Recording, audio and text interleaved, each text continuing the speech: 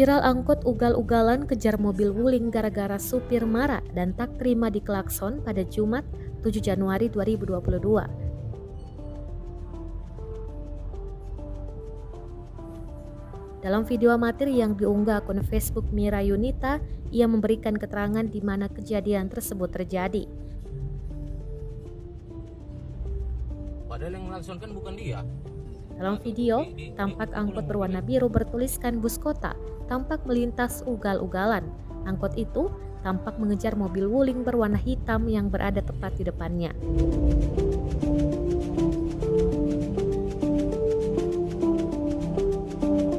Sambil memegang setir, sang supir terlihat memegang benda tumpul seperti alat pukul di tangan kanannya. Bukannya memperhatikan keselamatan para penumpang yang berada dalam angkot, sang supir malah terus mengikuti egonya.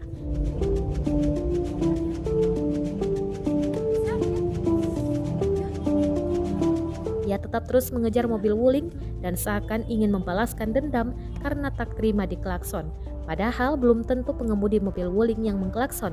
Bisa saja supir angkot menuduh karena saat kejadian mobil wuling berada di belakangnya.